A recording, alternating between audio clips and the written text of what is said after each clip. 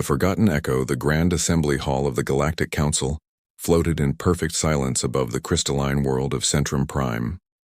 Inside the massive chamber, representatives from 47 species gathered for what should have been another routine legislative session. Councillor Thane of the Saurian Collective adjusted his ceremonial robes, his scaled fingers drumming against the smooth surface of his hover podium. He had served on the council for 60 standard years, and in all that time, nothing truly unexpected had ever occurred during these gatherings. That was about to change. Dr. Mira Vex, the council's chief scientific advisor, burst through the main entrance with her feathered crest fully extended, a sign of extreme agitation among her avian species. Her taloned feet clicked rapidly against the polished floor as she rushed toward the central speaking platform. The assembled councilors turned in surprise. Mira was known for her calm, methodical approach to everything. This behavior was completely out of character. "Councilors, we have a situation," Mira announced, her voice carrying the melodic tones of her people but edged with urgency. She activated the central holographic display without waiting for formal permission to speak. The breach of protocol sent murmurs rippling through the assembly. 3 hours ago, our deep space monitoring network detected anomalous readings at the edge of charted territory. At first, we believed it was a sensor malfunction. The hologram displayed a star map of known space, with the vast darkness of unexplored regions surrounding it like an ocean around an island. Red markers began appearing at the boundary, pulsing with an ominous rhythm. "These are not malfunctions," Mira continued. "We are detecting massive energy signatures, hundreds of them, moving in coordinated patterns, coming from a region that our records indicate should be completely empty." Councillor Thane leaned forward, his reptilian eyes narrowing. "Define massive, Doctor." "Each signature is equivalent to a capital-class warship, possibly larger." Mira's crest flattened against her skull, another sign of distress. "But that is not the most disturbing part. When we analyze the energy patterns, our computers flag them as a match to something in the historical archives." She pulled up a new display, showing fragments of corrupted data files. "These records are over 900 years old. They reference a species that allegedly possessed advanced technology and maintained a presence in this region of space. But here is where things become strange. When I tried to access the full files, I discovered they had been systematically deleted, not lost or corrupted, deliberately erased." The assembly erupted in confused conversations. Thane raised his hand for silence. "You are suggesting that someone purged our historical records? That is a serious accusation, Doctor. The archives are supposed to be immutable." "I am not suggesting it, Counselor. I am stating it as fact." Mira's eyes gleamed with a mixture of fear and excitement. "And there is more. I contacted my colleagues in the Archaeological Institute. They have been finding anomalies for years. Physical artifacts that do not match any known civilization. Ruins on dozens of worlds that show evidence of a spacefaring culture. But every time they tried to publish their findings, the data was flagged as erroneous and dismissed." A young counselor from the Crystalline Collective spoke up, her voice resonating like wind chimes. "I have heard whispers of this. My students call it the phantom civilization theory. They say there was once a species that the Council deliberately forgot. But I always assumed it was just conspiracy speculation." "So did I," Mira admitted. "Until today. Because those energy signatures? They match the theoretical propulsion systems described in the few surviving fragments, and they are getting closer." Thane felt a chill run down his spine despite the chamber's perfect temperature control. "How close?" "They will reach the outer monitoring stations in approximately 6 hours. "And, Counselor?" Mira paused, her beak clicking nervously. "They are in military formation." The chamber exploded with panicked voices. Dozens of species all shouting at once, demanding answers, calling for military mobilization, questioning whether this was some kind of elaborate hoax. Thane tried to restore order, but even his authoritative voice was lost in the chaos. It was Navigator Cross who finally cut through the noise. The insectoid officer commanded the Council's defense fleet, and his clicking mandibles could produce sounds loud enough to silence even the most heated debate. "Enough!" His translated voice boomed through the chamber's speakers. "Panic serves no purpose, Dr. Vex. You said these signatures match old records. What species do those records reference?" Mira's feathers ruffled as she pulled up the corrupted files one more time. "The fragments are badly damaged, but one word appears repeatedly across all the surviving data." She highlighted a term that appeared in at least 20 different ancient languages. all translations of the same concept. They called themselves humans, and they came from a world they named Earth. Historian Alara, whose aquatic species rarely spoke during council sessions, activated her water-filled communication sphere. Her translated voice carried a haunting quality. I have studied these fragments. The pattern of deletion was methodical and thorough. Someone wanted this species erased from memory. But why? What did they do? Or what did they know? Perhaps they were dangerous, suggested another counselor. Perhaps the deletion was for our protection.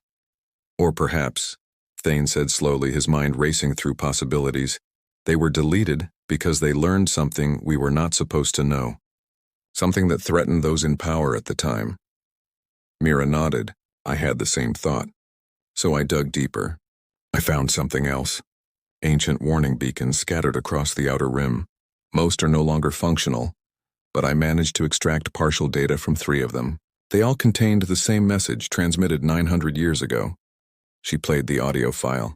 It was heavily corrupted, filled with static and digital artifacts, but fragments of words emerged through the interference. A voice speaking in a language that the translation matrix struggled to interpret. Warning. Repeat. Warning. They are coming. Evacuation. Only choice. Will return. When galaxy. Ready to believe. The message dissolved into static and then silence. The assembly sat frozen, processing what they had heard. They left, Alara said softly. This species, these humans, they detected some threat, and they evacuated. But the galaxy did not believe them, so they went alone. And someone erased all evidence of their existence. But if they left, Cross said, his mandibles clicking thoughtfully, why would they return now, after 9 centuries? As if in answer to his question, every alarm system in the assembly hall began screaming. Red emergency lights bathed the chamber in crimson illumination. Mira's communication device chirped urgently, and she listened with growing alarm. The outer monitoring stations, she announced, her voice barely audible over the alarms. They have made visual contact. The central hologram shifted, displaying a live feed from Station Gamma 7 at the edge of charted space. What they saw made every being in that chamber question everything they thought they knew about the universe. Ships. Hundreds of them, emerging from the darkness like leviathans rising from an ancient ocean. They were massive, angular vessels covered in armor plating that seemed to absorb light rather than reflect it. Weapon systems bristled along their hulls, and their engines burned with a blue-white intensity that hurt to look at directly. But it was not just their size or their obvious military capability that struck fear into the hearts of the assembled counselors. It was their formation. Perfect, precise, practiced. This was not an exploration fleet stumbling back into known space. This was an armada returning home, an armada that had been preparing for something. By the ancient stars, Thane whispered. What have we forgotten? The lead vessel, larger than any ship in the Council's fleet, moved forward. Its hull bore markings in an unknown script, but the translation matrix worked furiously to decode them. After a moment, words appeared on the display beneath the image. Tarsius Remembrance. Terran Republic Command Ship. Terran, Mira breathed. Another name for Earth. They are really here. The humans have returned. Before anyone could respond, the communication systems activated on their own.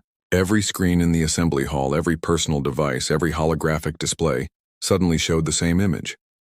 A figure appeared, clearly humanoid, with bilateral symmetry similar to dozens of species in the Council.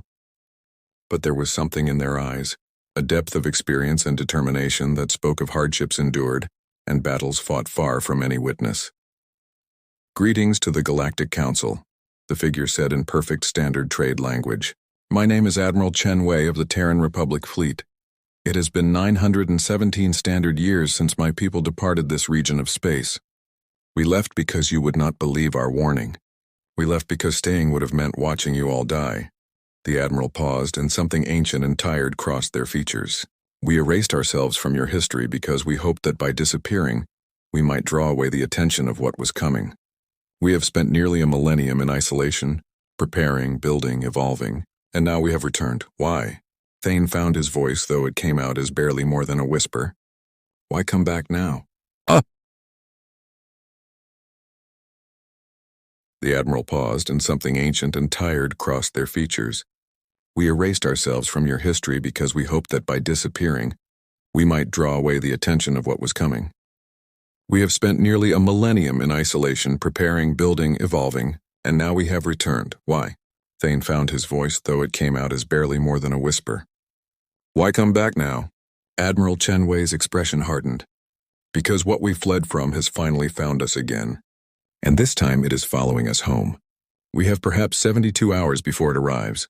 The same extinction-level threat that you refused to acknowledge 9 centuries ago is about to emerge into your space. The Admiral leaned forward, and every counselor felt the weight of those human eyes upon them. We came back to give you a choice. The choice you denied us long ago. Stand with us and fight for survival, or deny reality once more and perish.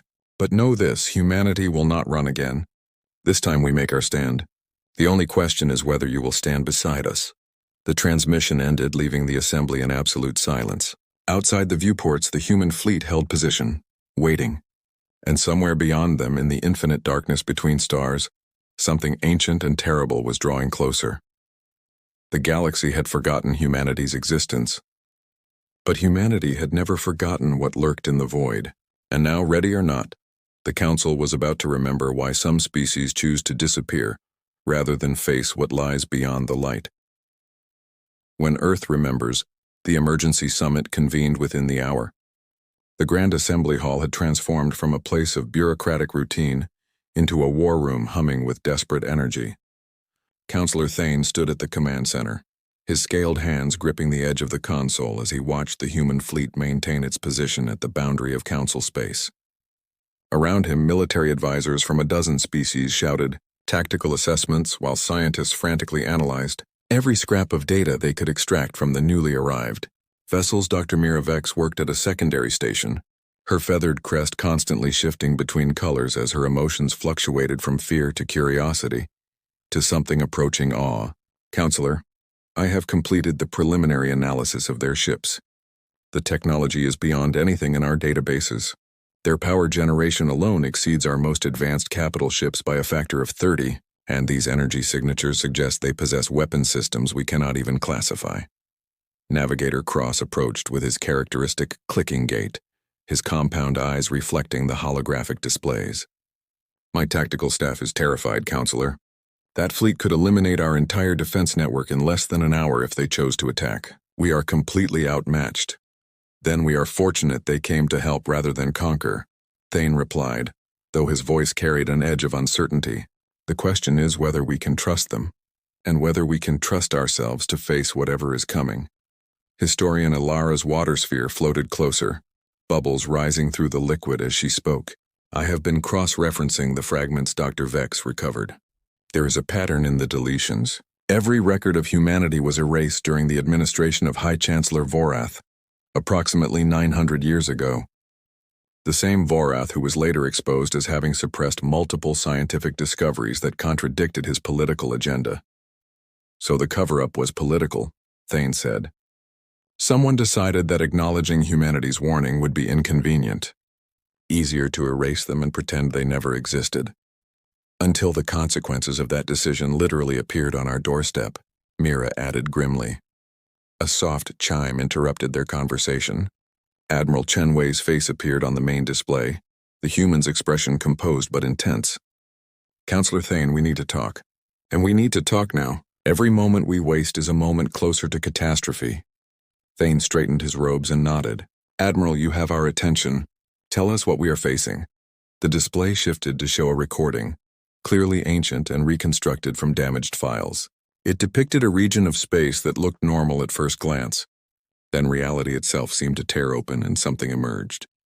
The image quality was poor, but what they saw made every being in the command center recoil in instinctive horror.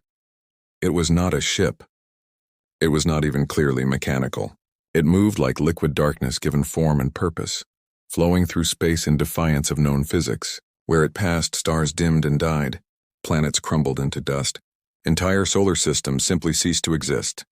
We call them the Devourers, Chenwei explained, their voice carrying the weight of generations. 943 years ago, humanity detected the first signs of their approach. We brought our evidence to the Galactic Council of that era. We showed them the readings, the projected paths, the timeline of arrival. We begged them to prepare. The Admiral's jaw tightened. They called us alarmists, Fearmongers. Some suggested we had fabricated the data to gain political influence. High Chancellor Vorath publicly declared that humanity's claims were impossible, that such entities could not exist. He ordered our evidence classified and suppressed. When we persisted, he threatened to have Earth quarantined as a source of dangerous misinformation. Thane felt shame burning in his chest, even though these events had occurred centuries before his birth. "So you left." "We had no choice," Chenwei confirmed. "We knew the Devourers were coming whether the Council believed it or not. So we made a decision. We erased all evidence of our existence, deleted our coordinates from every database, and evacuated our entire civilization beyond the galactic rim. We hoped that by disappearing, we might draw the Devourers away from populated space, that your ignorance might protect you." "Did it work?" Cross asked, partially. "The Devourers followed our trail instead of pushing directly into Council space.